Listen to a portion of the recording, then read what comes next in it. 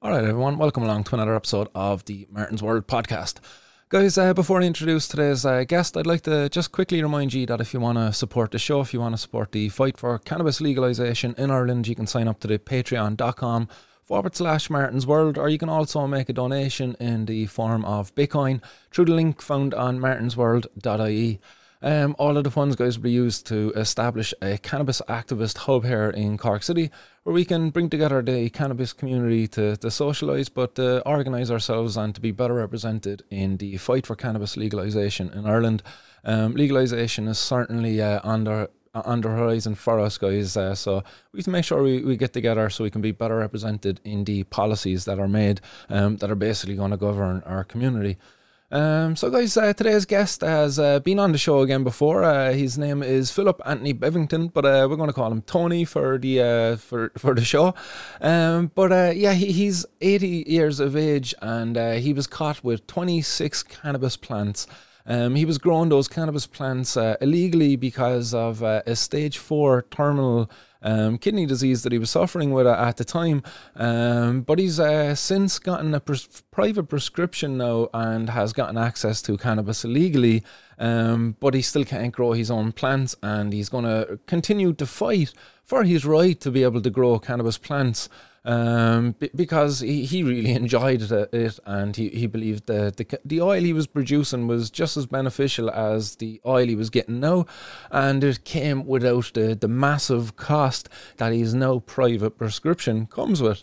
So guys, without further ado, I give you Tony Bevington. Philip Anthony Bevington, a man of many names. We're going to call you Tony for today. Is that okay? Yeah, is that what you normally go by anyway, Tony? Yeah, I like Tony. Happy days. It's not too posh. Yeah. Yeah. So Tony, welcome back, and thanks again for taking the time to come and chat with me. You were up in Cork, just to remind people, I suppose. It was 26 plants you were caught recently growing, and you were growing the plants to make oil to help with your stage 4 kidney disease.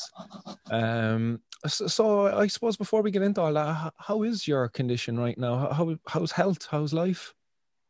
Life's fine. Health's amazing. Excellent. The cannabis medicine's just proving quite amazing. I may have said it before, but it's allowed me to throw half my prescription meds away. Whoops, sorry. No, I'm still here with you. I kind of eliminated myself for a moment there. Oh. I'm really impressed. Brilliant. Yeah. You were saying the last time that like you were originally using it like that just to help with the symptoms of pain, but you were hoping that with the cannabis and a better lifestyle, I suppose, you were improving your own blood markers, and you were seeing that in your own test results. Has that trend continued? Yeah, I'm virtually back up to normal. Really? That is amazing. I'm up to 40. Well, I could go, I'll head for 50 now. Yeah. The higher I go, the better it is. Yeah, no, that's brilliant to hear. Well done, like, because, you know, some other people out there would have just kind of taken the diagnosis and went away. But like, no, you kind of, you're stubborn, and you were insistent that, no, cannabis is my medicine, and I'm going to make sure I do the best I can to take care of your human body. Like, so well done for being so resilient and standing up to these bloody stupid oppressive laws that deny people access to their medicine. I'm just packing up a little vaporizer bowl here as well, just in case I look a bit distracted. Not just denies people their medicine, but denies people a freedom of choice for their own recreation. Yeah. We know that alcohol and tobacco are bloody dangerous, but yeah, they we know really that are. cannabis has never killed anyone. So it's a huge hypocrisy. No, it is. It's a real travesty to our society for us to be denied so long. Not only access to it, the benefit from it, but access to it to research it so we can better understand why it is helping people like yourself, and how it helps people like yourself, the many kids out there that suffer with epilepsy. We hear so many stories of all the different people who benefit from it. And we don't truly understand it yet, and mainly because of the prohibition and the stigma created around the propaganda that was spread to enforce the prohibition. So for yourself, you had not one but two court appearances. Oh well, no, I've had 3 in all. Three in all. Oh, lovely. So I seen you They got all charged me with spoofed up. 2 crops. You see, that was the problem. If I'd done the 1 crop only and then accepted being caught instead of growing the second one, I've just ended up with a caution, Right. because they came to caution me and said, well, what's the situation now? And I said, well, I'm growing again because I need my medicine. And that really pissed them off. And I'm seen as a revolutionary by the CPS, and they were determined to make an example of me. Okay. And that's what they tried to do, really. They tried to quench Yeah, the but flames inside you. it The hit an passion. interesting point because of the way I've behaved, Yeah. coming out and being counted. It embarrassed them. And I had a thing from the court. It says, the Crown Court was of the opinion that punishment was not expedient, which means that it wasn't what it should have been. Mm-hmm. The way I read it is, we've given this poor sick old man, out of the kindness of our hearts, the smallest sentence we can. Mm-hmm. But the truth being that they wanted to avoid the political fallout that would come with it.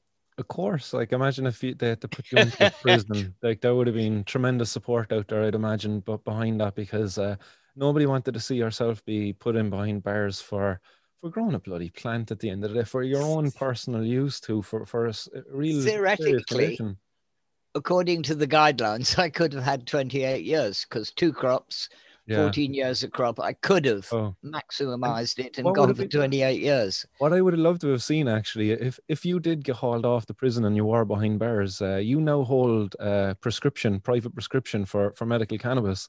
I wonder, would they have still honoured that They have prescription to by behind law. bars? Yeah, they would have had to. So you've been Yeah. locked up for cannabis, and meanwhile you'd be in there, maybe hooting away on your own medicine. I'd have been quite popular, I think. Yeah, I'd imagine so. Like the guys next to your cell would have been very happy, trying to get that secondhand high. No, that would have been quite interesting to see how that would have played out. But look, I'm really happy that it didn't end up with yourself having to go to prison. But still, nonetheless, that they gave you a 2-year suspended sentence. Is that right? You have a 2-year suspended 2 sentence? years suspended. So I've got to be a good boy for 2 years. 2 years. So no more growing your own medicine. I don't need to now. Yeah, but I do miss it because it's an amazing, wonderful plant, and it's not just therapeutic. It relaxes you getting in the grow room. And I had a deck chair up there. I used to sit down with a book and read for a couple of hours. Geez, I have a friend actually. He suffers with he's bipolar, but he benefits tremendously from cannabis, and he was growing it for about 8 years. But him, like yourself, no, he used to go in there in the evening time, sit down on a chair, open up the tent, and read his book for hours, just until nearly the light cycle went out again. And he used to love it. He used to be reading his book. He said he used to be some days reading the book to the plants. I'm just like, Yeah.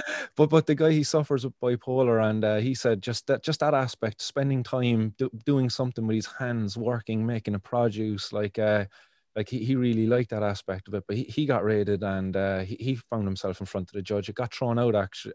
It got thrown out because how he got raided was the fire brigade came because he lives in an apartment complex. There was a faulty fire alarm, and the fire alarm was for the landing area, which was communal. So the fire brigade broke down his door because he was at mass that morning. It was at like 7 o'clock, 6:30 in the morning. The alarm went off. Fire brigade came. He was at mass, so they kicked in his door, thinking, "Oh, he might be passed out inside." Yeah. But there was no evidence of fire. There was no alarm going off in his property, and there was no smoke or anything like that coming out. So they shouldn't have really done it. They should have just looked. It was a faulty alarm and went away. But they busted in his door, and they found his plants inside there, and they rang the guards. The guards never got a warrant, so the case got thrown out on that grounds. But he's terrified now to grow again in his property anymore because of that. And he misses it, much like yourself now, even though you benefit from having the prescription. He doesn't have that hair, sadly, but he really misses that aspect. And I was actually only just chatting with Gary Hughes from Below in Oh, Liverpool. God, So Gary's great. yeah, he said to send his regards to you, say hello. But he was talking just on that aspect as well, the passion of the grower and the hobby that is there, and the end product that comes out then at the end of that as a result of so much care and passion going into it, like. Because it is a great hobby, it really is. It's something I miss myself. I was growing before, and I had to stop because of my activism as well. Just don't want to be locked up too soon. Don't want to give them anything to lock me up for. So I've thankfully been taken under the wing of another buddy who does a bit of growing, and he looks out for me. So he makes sure he keeps his head below the radar then in doing that. You know, it isn't just me, and it isn't just those 40 kids who need it, but there's 1.4 million ill people in the UK who are having to do what I had to do. That's right. And break the law, grow their own, and they're all facing similar aspects to me. And it's so unfair. And the government grow it, export it, but deny it to us. I just don't understand. No, I realised when I opened the gate, the first bus to the policeman, I have great faith in human beings being compassionate and humane. So Same. I got none of that from them. And it's taught me a very salutary lesson. Yeah, I've expected that as well. Like I've engaged in conversations with guards and authorities, judges even, and you would expect to try to get through to that human, but like, geez, they have a thick shell that they put on, and they really, really take their job serious, and the human aspect of them is left at home for their wife and kids and family. But when they go to their job, to their workplace, by being a cop or a judge, they can really turn into robots up there. I'm just doing my job is kind of what they pawn it off as. But really, if they were to do their job and like say the cops they take an oath over here anyway in Ireland, or cops the Gardaí they take an oath to protect and serve the public. But if they were really to stand by that oath, they would be kind of challenging the prohibition, which puts our society and our public, our communities at such grave risk from like these drug gangs that build up massive empires because of the power that the money they make from the drug dealing enables them, you know. Like some of the gangs here in Ireland, they have Gardaí on their payroll because they can afford to, essentially. But when they're not speaking out against this, I don't think they're really standing by their oath. Like when they're coming raiding somebody or like yourself, like I wonder how, like, those authorities you spoke to that day, while they didn't show any human aspect to yourself, like when they take off that uniform when they go home, like I wonder that does it sink in then, like when they're trying to sit down and have their dinner with their family, like, and they're just thinking maybe like their own dad, like they're thinking, geez, my dad there, he has this condition and he could have benefited from cannabis. Geez, what would have been like if that was my dad I was arresting, you know? Like, because that is it at the end of the day, like when they're coming arresting somebody for what it is, a health condition and poor government policies, it's got to take its toll right across the board, even on the authorities who have to enforce it, surely. Oh, I don't think so, I'm afraid. This No. policeman particularly, I'm looking forward to bumping him into him in the street, Yeah. and confronting him. Yeah, because you had a bit of an issue there where was it this particular policeman was like showing up at your house, kind of keeping an eye on you almost. Is that the same? Yeah, and threatening me. But Yeah, I made an official complaint, and predictably, he was exonerated. No, I wasn't on duty that day. It of couldn't have course. happened. Yeah. So I just had to let that drop. Yeah, fair enough. Yeah, but you kind of lost a bit of sleep over it at that time. I can remember you were very stressed out Oh, over it it. really freaked me out. Yeah, and that's wrong. Like, because at the end of the day, the police are supposed to protect you. You shouldn't be afraid of them. You shouldn't be having nightmares of them and ending up being so stressed out that your bloody symptoms kind of get exacerbated a bit. I've Um, put a machine gun up in my bedroom window now. yeah, an actual real one or just a toy gun. Yeah. That's the bastard. Right, job. Yeah, I'll keep him away. Oh, excellent, excellent. So, yourself, I suppose you're behaving anyway, and you're staying of good order. But I seen in your recent Facebook post, kind of that you're committed now to the fight for cannabis to be decriminalised and to be regulated. I suppose, is that right? So you're gonna stay Oh, I'm campaigning? 10 times more That's in determined to yeah, go ahead now. I've learned a lot with this last 14 months. I've learned a lot about the law and the way it operates and the ignorance. So I think education's top of the list. Educate the population. I yeah, have various plans, which until unlockdown comes, I can't put into fruition. But when that happens, I want to tour the UK, getting people to have meetings to which I can go and talk brilliant. and try and raise the public profile, because the government, if there's a huge public profile in favour, the government are going to be less and less certain of their position and more inclined to be lenient, climb down, change the law, you know. Yeah. Well, with so much going on over in the UK at the moment, you have the private prescriptions first of all. Then you've kids getting access through the NHS, although there's only one or two that I'm aware of at the moment that have gotten access. But you also have then activists like Gary Hughes, and I know he doesn't really describe himself as an activist, but he's Oh, going he to be, is. yeah, he is very much like, but he tries to say he's not. But he's going to be opening up the chilling rooms, and he reckons that's going to get rubber stamped, kind of approved. And you've also got the CAN card going on over there too, which is kind of like an amnesty almost given to patients who can't afford the private prescription. So you've so much there going on that it's really, it begs the question, like the question is, why aren't the policymakers doing something to proper protect people down there? Like allowing for, I don't know, certified labs where growers can go bring their produce to have it tested for X, Y, and Z, you know, something along those lines for the establishment of like what Gary is doing now, which is the chilling rooms, to support these kind of groups, this kind of a movement. I just don't understand why they're not, given everything that's actually happening. That the war on drugs is, it's lost really. Like, I can't help but be political. My suspicion is, especially in light of the fact that just recently, very recently, the British government opened the stock market to cannabis investors. mhm. What I suspect is happening is the government are keeping us at arm's length and controlling us until they're in a position to step in, regulate it, and provide Yeah. all the people they need to fill the market. Yeah, because it wouldn't be in their interest to have people really being able to grow and set up these little community collectives. Because if that happens, then they're able to get these products at an affordable price, and they wouldn't really give into the kind of the corporate side of things that seems to be coming in, where they want to keep the medicines incredibly privatized, only gotten through Well, like they're people like, capitalists. well, exactly, yeah, a capitalist. But And money I'm a rules. I'm a humanist. If somebody needs care and compassion, like that should come first. Profits and all that, like that's down the line. That's not to be worried about, really.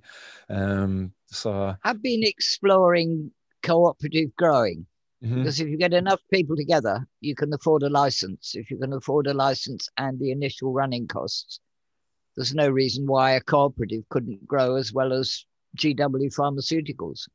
Yeah, I think the cooperatives would be much better geared for it, because a cooperative set up with as a non-profit kind of cooperative, where basically it's about the patients and quality of product, and like profit again doesn't come into it at all. So therefore the patients will get a high quality product at an affordable cost. That I think that's the best model. Like myself now, I've just graduated, well, 2 years ago now, graduated from herbal science, and I'm doing a master's in bioanalytical chemistry at the moment. So I hope to be graduated that in August. But like, I would love to be able to give my time, and I've no interest in making 100,000 to 300,000 excess. Like if I was to make a wage that allows me to keep a roof over my head and food in the fridge, like in the cupboards, I'll be quite happy at that point.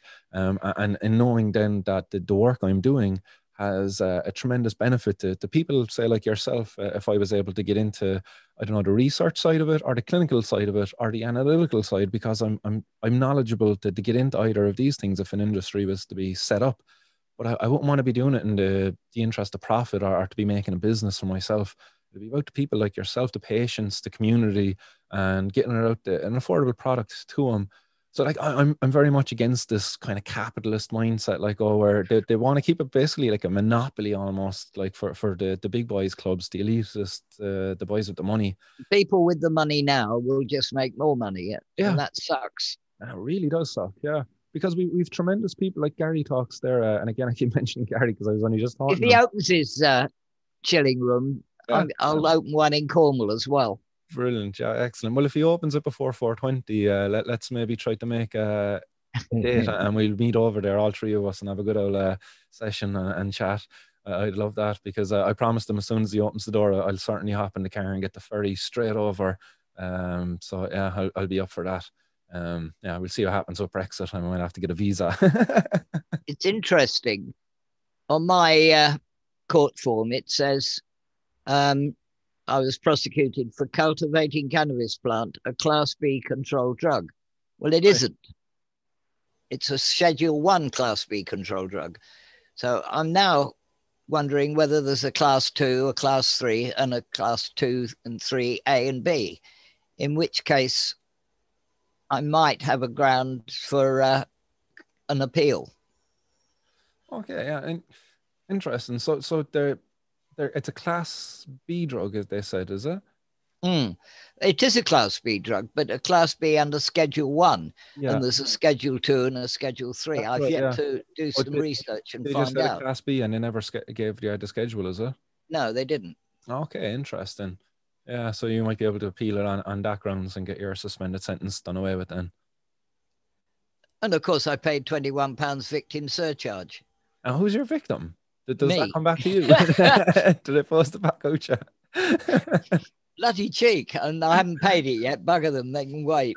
I always find that interesting. I cover like stories from the UK courts where people are getting done, and I always find that interesting in the cannabis cases when there's a victim surcharge, and I'm just like, who's the victim? Who's getting this fucking money? Where's it going? Because there's no victim really. Like your cannabis. Apparently, the money goes to the Queen. Like, And someone Queen. suggested I write and ask for my money back. You should actually be interested in the reply you get. She might invite you up for a cup of tea or whatever. No, I'm not a royalist. I don't approve of the royal family at all.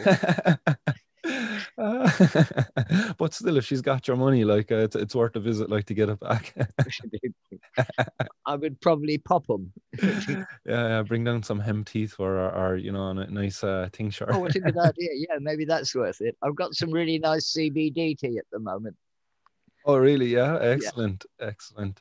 It's delicious. It's so nice.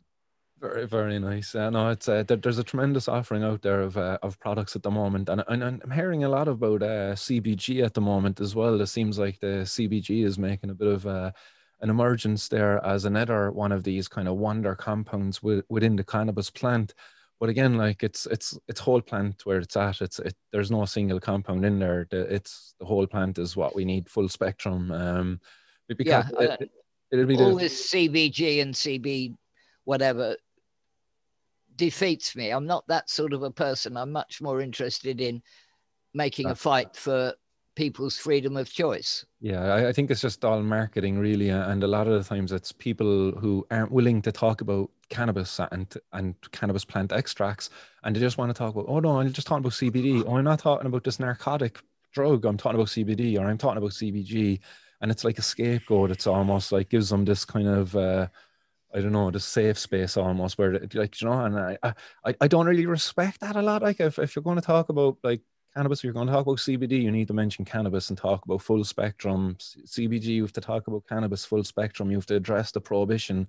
I hate anybody who tries to sell CBD products but doesn't mention the fact that prohibition is like such a hindrance on the industry and stuff like that. I just can't respect those people within the industry who aren't speaking out against the prohibition.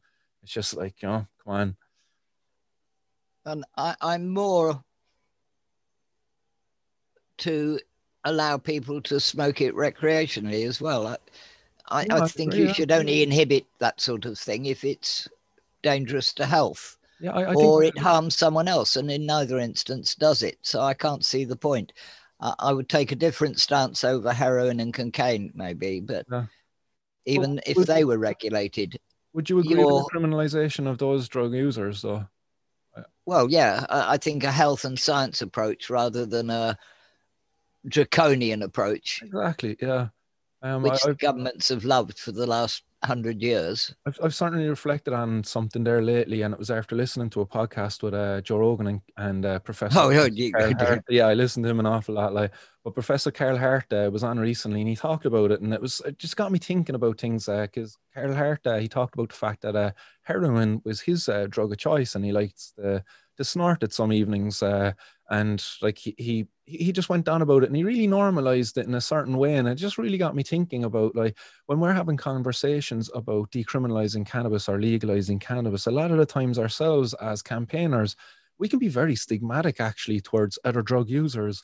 Do you know, when we're talking about cannabis and say cocaine or heroin might come up and say, oh no, we don't want to talk about that. We don't want to talk about that. But actually we that's actually kind of stigmatic because we're allowing the stigma on those community that those drug users be kind of cemented in our own minds to get to the point where no, we don't even want to talk about them because I think that's like disingenuous. I think we all need to, as campaigners for the legalization of cannabis, need the widening the scope of our conversations to say, hey, just the prohibition of drug use in general, it's detrimental to our society. Drugs don't ruin communities. It's prohibition of drugs actually ruins communities because prohibition of drugs puts it into the hands of drug dealers, and it enables like the building up of like these empires where people addicted then to the drugs are out of the hands of the services. Like it's a complete mess, and it's prohibition, like just the prohibition of drugs in general. I think that needs to be abolished.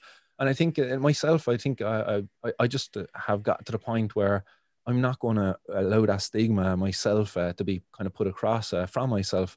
I'm always going to say like we need to legalize or decriminalize cannabis, but also we need to decriminalize all drug users, because drug users are not bad people. There's good people who use drugs. The drug use shouldn't make you a criminal at all.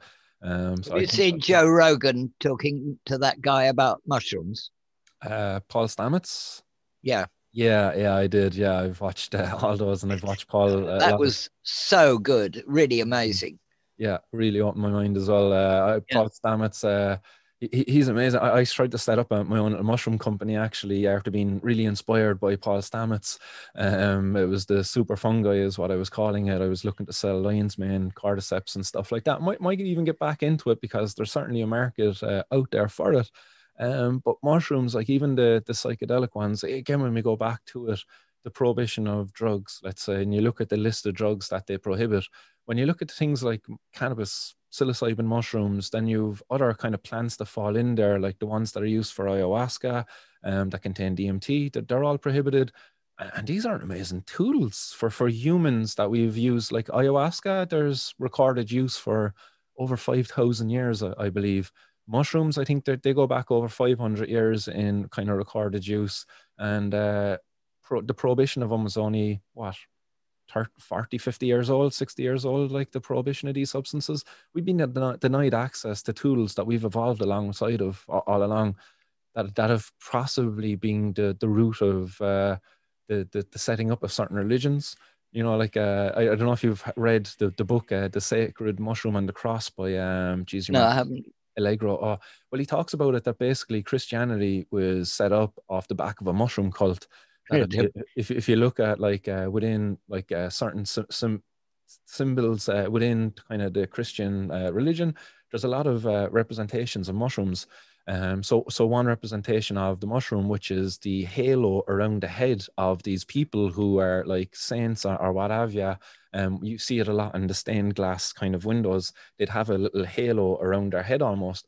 Well, actually, what he's kind of saying is that halo represents the spore print of the mushroom. The spore print of the mushroom is kind of like these people are enlightened by the I should mushroom. look at. That's what's represented by this. And it's a very good book actually. It I really should look at goes into church it. windows totally differently now. Yeah, definitely. Like, but again, like even the stories within religions, like when people are seeing angels and demons and stuff, like these are altered states of consciousness. how do you achieve these altered states of consciousness if it's not with psychedelics? You know, there's breathing techniques and stuff like, but also there's might be getting a very hard bump to the head. But really, when you read the biblical stories, like these are people are experiencing these altered states of consciousness, and I believe too, I agree with the book that it was with the use of these kind of psychedelics. And then you look at like Professor Strassman when he talked about the DMT studies. These people who done the studies, it's probably up there with the top three most profound experiences of their lives. And they talk about communing with God almost, like kind of, you know, atheists coming out of it with like, okay, I'm almost no longer an atheist. They're becoming agnostics, I suppose, would be the more correct term then from after that. But like tremendous stuff like these tools, and they're all denied to us, much like cannabis. In Um, my 30s, I took LSD, okay, and tell me a bit that about that. changed me a lot. But I didn't have religious experiences. I just had very pleasurable Hmm. experiences. Um, but it made me think inside my head. When I was in the Pacific working, I used to chew a narcotic nut called buy or beetle nut, Okay. and that was quite interesting too.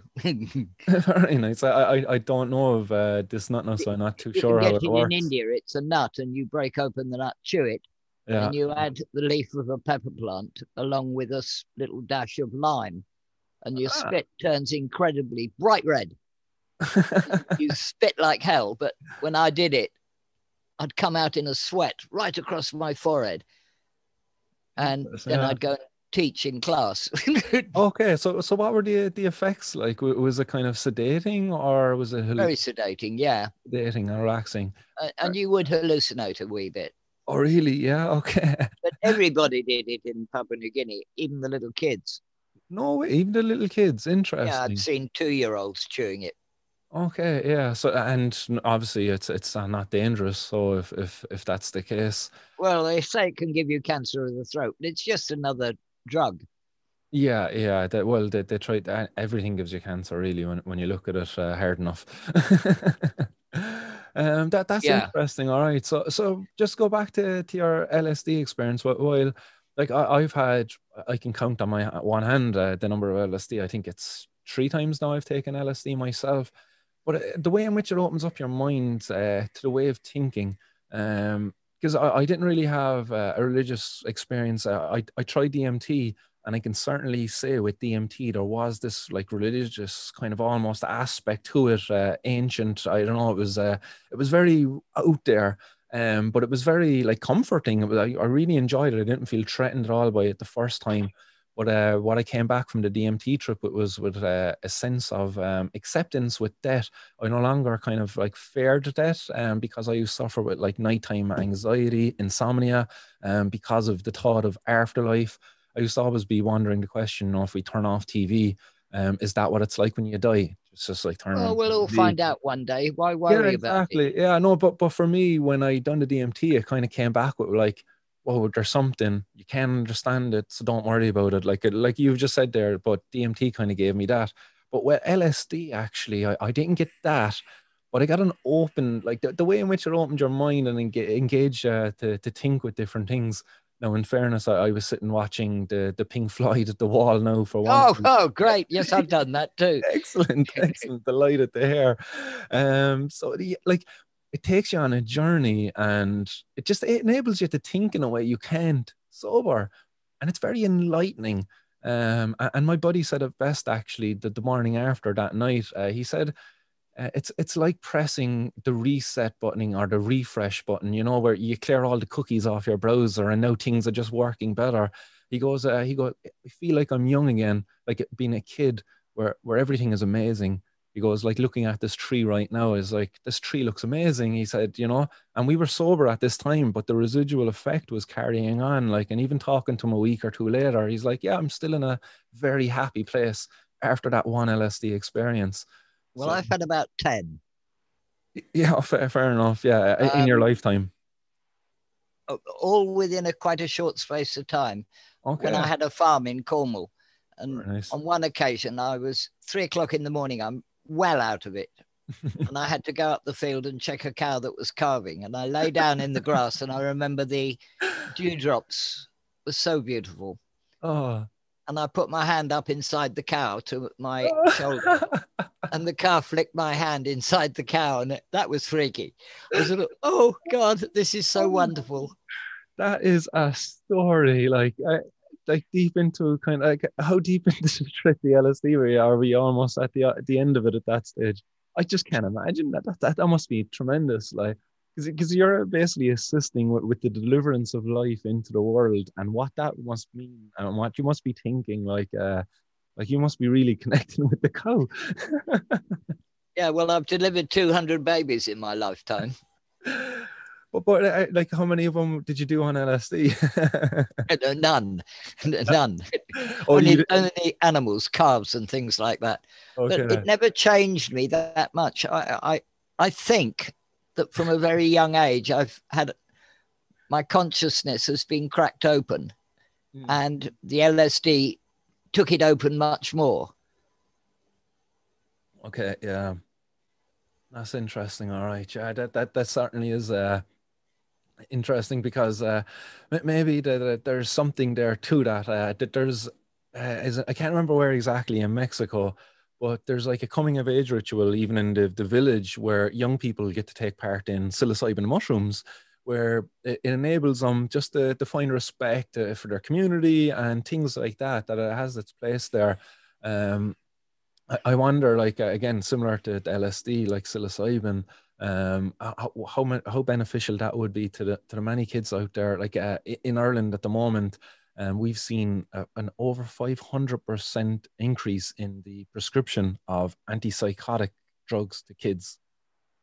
Like, I wonder what would happen if we had psychedelic assisted therapies where a child could come into a room, like, here's a mushroom tea, No, they here's the wouldn't room, want it. here's It coloring would open pencils. the kids' minds up too much, and that's part of the problem with drugs. We are a subculture outside the norms of society, and we're therefore seen as a threat. We don't conform, and they don't like that. That wasn't always the case though when you look back at it. Like even within certain societies, certain cultures, as I said, the ayahuasca one that survived for over 5,000 years within the Amazon jungle and or the Amazon rainforest. And like that's a testament really to the benefit that this brew had for that tribe, that they carried it on for so long. And it's such a well held place within their community, you know, to be the shaman, the deliverer of the brew to the community. And people now from all over the world are seeking it out. And we see then across the board a psychedelic renaissance going on where there's a reemergence of these plants, these substances, brews that have been effectively robbed from us over the last 80 years, 90 years in this war on drugs. Like the war Well, on drugs. I've done tribal initiation and puberty rites in Papua New Guinea. Tell me a bit about that. Well, there's me and 200 black guys naked in a river in the mountains. Right. And they're beating me with stinging nettles and shoving arrows down my throat to make me sick. Very nice. When they finished, they said, well, you're a man now. And yeah. I said, I'm 50 years old. I've been a man a long time. But their standards. That is the puberty initiation rites between young man and adult. Yeah. In somewhere, I can't remember now where exactly it is, but iboga is a root of a plant. Ibogaine is the kind of the compound within it responsible for the to the effects of it. But they also use it there. I think it might actually be even in, is it in the, anyhow, in somewhere in Africa, the guys were using this as a coming of age kind of a ritual where they would drink this brew of the ibogaine, and they would kind of observe the way in which the person behaved, because it would send them into like an almost a 24 to 38 hour, 36 hour hallucination. And what they were using it for is that to find out if they could trust this person on a hunt. because you don't want a guy on a hunt who's going to freak out and abandon the group if a Leg lion it. shows up. Like, you know what I mean? Yeah, exactly. You need to have a group that'll stand together in order to kind of ensure the survivability of the group hunting to get the food back. You don't want a guy who's going to peg it and leave the guys get killed, you know. But yeah, that's how they use it there. They kind of figure out who they can trust and who they can't. Well, all I found with my kids in Africa was that they proved themselves men by getting a girl pregnant. Okay, yeah. It was quite a common occurrence. In fact, so much so that the education authorities had creches for the girls who got pregnant to put their babies so they could carry on in school, which I thought was really a sensible way to behave. Mm-hmm. Yeah, it certainly is. All right, definitely. I suppose we've kind of got off on a very big bit of a tangent there. But just to bring it all back to yourself, you don't have any cases upcoming, so at the moment all is clear. Brilliant. And what is in the works for yourself then? What can we expect once the restrictions lower? You're hoping to do talks with people around, is that right? Yes, I'd like to, when unlockdown comes, I want to travel around the UK having people who set up meetings, and I go to the meeting and maybe talk for half an hour my story and talk about cannabis and try and persuade ordinary members of the public that it isn't the demon that they think it is.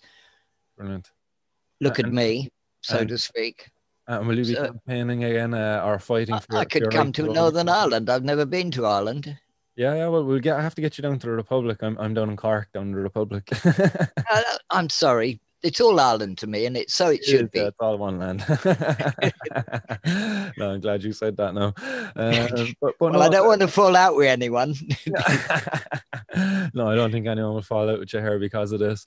No, it would definitely be a pleasure to get you down here. I'm hoping to establish a bit of an activist hub here as well in Cork City. So it would definitely be a pleasure to get yourself down here to meet and speak with people as well. Would they cope with my accent? Yeah, no, say so. Yeah, is mine okay actually? Because I was chatting with Gary there a while ago, and I was wondering. He answered me once or twice, and I was like, "Shit, did he understand my question?" I was like, "Was my accent too thick?" Well, he's a Liverpudlian, and yeah, that accent is interesting. It is Scousers. No, it's been good crack to catch up with yourself today, Tony. I look forward to when the restrictions do end and we can get back out there campaigning in public. Until then, I think we're stuck bloody online. Is there any closing message, any kind of shout outs that you want to give out there? I don't know. Well, obviously, I want people to support the legalization of cannabis, but I want people to have a more open view of things. Mm. What I learned in my travels was you shouldn't judge people by how they live or what they look like. And we are all still too guilty of doing that. So Big time, just temper yourself with everybody else you mix with. I've had a few people slagging me off in England about what happened in court. I've been accused of being a coward and a chicken, and no, don't take I think they're just the disruptors at the outskirts, and I want to see them drawn into the fold and stop being so difficult and start to. We all need to work en masse. Big time, yeah. No, I think you should definitely hold your head held high because what you done is tremendous. You stood up to them. You went public with your story. Many people will kind of just be quiet, keep their heads down in order to kind of get the best outcome in court. They think that, but no, what you done is certainly to be commended. To speak up, it's no easy feat to kind of campaign like this. I know myself, it's bloody tireless and sometimes thankless work. As you say, like, you know, some people, there's just no pleasing them, really. I'm going to get more heavily involved with WTU and Seed Our Future. Excellent. I'm hoping to have those guys on, actually. We, the Undersigned, and Seed Our Future. That's Steve. I am now the press officer for WTU. Ah, excellent, excellent. Yeah, I was just chatting with Steve Harrison there earlier. So himself and Guy Coxell are gonna come have a chat with me, maybe later in the week. So I really do look forward to that, and it's great to hear now that you're involved with this. Like, yeah, it seems like the community is really uniting and growing. Pardon the pun.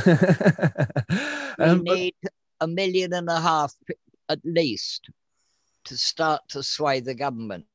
They'll only react beneficially to us when there's sufficient numbers of us making their life difficult. yeah, no, definitely. United is where it's at. Like unity in the community is what we need Yeah. in order to let our people grow. But before I let you go, actually, there was one thing I wanted to ask as your private prescription. Do you happen to have it on hand? Did you Yeah, have it's right beside me. accent? Yeah, would I be able to get a look at it at all? Oh, so this is an oil form, is it? Yes, 12.5% THC, 25% CBD. Okay, so it's That's a 2 to 1. enough for 3 months for me. Just that little bottle there. I have a mill in the morning and a mill at night, and that's Excellent. all I need. Brilliant. And is that just a cigarette you're smoking there? So is it? It is a cigarette, but Yeah, yeah. You don't engage in criminal behavior anymore. just to give you a laugh, Gary, Martin, on my local newspaper, someone said, "Oh, he looks like a garden gnome." And it's really made my day. I think Excellent. they intended it as an insult, but I've taken it as a compliment. No, I think you should look for Little red hat now. That's all I yeah, need. I think you should look for somebody out there, and I think it's a green hat with a cannabis leaf and yeah, maybe a cannabis plant actually in your hand, a little pot plant. Yeah, that's it. Shout out to anybody out there who can make that stuff, make that happen, and that could be a part of the campaign to help we the undersigned and see the future. Start selling your own little garden gnomes. I'll buy one anyway. I'll buy 10. Have you seen the video of Black the Gripper? I have actually. Yeah, I've seen some of What his an stuff. amazing man. He's dead now, but Yeah, that was unfortunate. Yeah. my heart went out to him. I really admired the guy for doing what he did. Yeah, he done a lot of public stunts there with it was fake cannabis plant he was going around with, like, but it was really good I in the thought it was videos. real. No, I'm pretty sure he had fake cannabis plants because that's why the cops were laughing and not arresting him and stuff like Uh, that. That's my understanding of it anyway. I don't think those plants were real because I was looking her up afterwards, and I seen plants that looked quite similar to it. They were like props, movie props almost, but still nonetheless, could like have been. it was symbolic what he was doing. Like he was really just going up challenging Took the courage. authorities. It took courage, exactly, balls. So well done to him. Like and even what he done in the London Eye, that was him as well, where they just went up and they like fogged out the boot in the London Eye. A little smoke Going into section. Superdrug. My drug's better than yours. Yeah. No, he done some tremendous stuff. Yeah, it was it was a big loss to the community actually with his passing. It was unfortunate. Uh, But there's another guy out there as well. I don't know if you heard of him. He's in Manchester, is where I think he's based anyway. Outlaw LTD. oh, yeah. You've heard of that guy as well. He seems Yeah, to I've got be. his book, The Police. Oh, so you got a book out? I wasn't aware of Yeah. that actually. No, I've been watching his stuff there online on Instagram and stuff. He does very good videos as well. It's very good publicity stunts. You know, it's good content that really gets people engaged watching. And if it carries a good message, you know, the message of look, we're doing nothing wrong. We need to challenge the law. Civil disobedience is where it's at. As you said, like the government need to see something strong to push their hand basically to do something on this because otherwise they're going to resist it for their own kind of capitalistic desires. So people like the outlaw Black the Ripper, you know, rest in peace. You know, they do a lot, and I'm inspired by themselves, and not only themselves but Gary and yourself. You know, it's great to see people out there in the public sphere speaking up and challenging the kind of the status quo and the government on this stuff, because it really needs to be challenged. So well done, and it's been a pleasure to chat with you. Thanks, Martin. Yeah, it's not. Thank you as well. Enjoy the rest of your day, and if people want to find you outside of here, you have a Facebook group, Philip Anthony Bevington support group. Anthony Bevington support group on Facebook.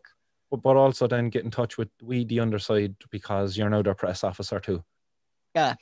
Excellent. Great stuff. No, I'm delighted there. I look forward to chatting with you again and meeting up in person. Hopefully sooner rather than later. We're back in a bloody lockdown here until March 5th or something like that. But hopefully that might change if the numbers... Well, I hear it could go on till July.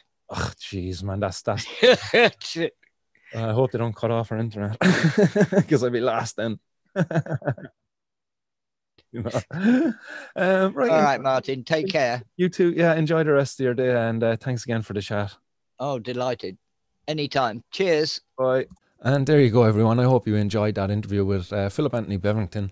Again, it was great to be able to report the fact that his court case is now over, but it is horrible that he got a 2-year suspended sentence for the act of trying to grow his own medicine. It's shameful that the government there aren't the ones being held responsible because of their negligible policies that have effectively seen so many patients left without access to cannabis medicines because of like the way in which they're forced to get it through these private prescriptions.